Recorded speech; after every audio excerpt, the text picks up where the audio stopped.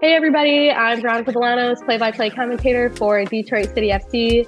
Here chatting with midfielder Avery Peters. Avery, thanks for having on this call. So nice to be chatting with you today. Let's get into it, kind of talking about, yourself as a player, way back in the early days of playing. Where did you develop this love for the game of soccer? I spent my early days playing on a rec league until I was probably in like 6th grade. I didn't have a chance to play in club, and I really just fell in love with just playing with my dogs in the yard, playing with my friends. I played on like 3 different teams. I played on like my age and a year older than 2 years older. And then once I finally got to club, I realized like I wasn't the best anymore. And I really kind of, as a little, like a 13-year-old, 12-year-old, really put my head down and like, I want to be good at this sport. And I just whenever my coach said anything, I came home and did that and trained and played with whatever teams would have me until I got to where I am right now. Your versatility as a player is very impressive. What about your game helps with that, and what position do you see yourself as?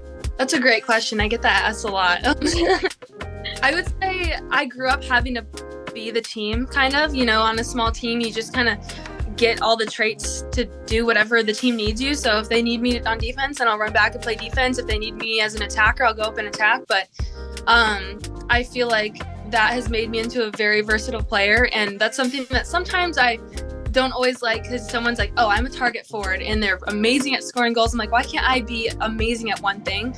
But at the same time, it gives me a lot of pride to be able to be whatever my team needs me that day.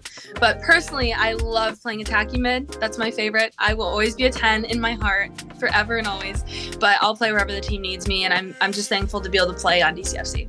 What has it been like playing in front of the DCFC fans? No, the fans are unreal. Like, that's more fans than obviously like the women's team at Michigan gets, and I've never played with that many people, and I wasn't even nervous. Like, I was unbelievably hyped, and I started on the left side next to all the fans. I'm like, oh my god, I can't hear a single thing. Like, what is going on? I wasn't nervous, I wasn't anxious. I was just like so excited to have such a inspirational fan base behind me and realize like, wow, like this many people want us to succeed right now. Like, I better do it for them. It was really, really cool, and I just got chills talking about it. When you play against teams like Flint, or Kalamazoo, when it's against players that you've either grown up playing with or that you've played against in the Big Ten, that you know how they play, are you thinking about that at all? Is that in the back of your mind? Do you focus on that at all, you or the team in general?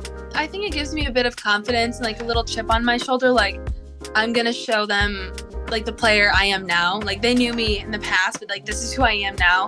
And it gives me confidence. It gives me pride in myself. And I just kind of go out there with my teammates and like, sure, we know these people, like they might be our friends off the field, but let's go win for us against them today. And it's a pretty cool experience. Well, Avery, thanks so much for chatting with me. I really appreciate it. I'm looking forward to the rest of the season as well.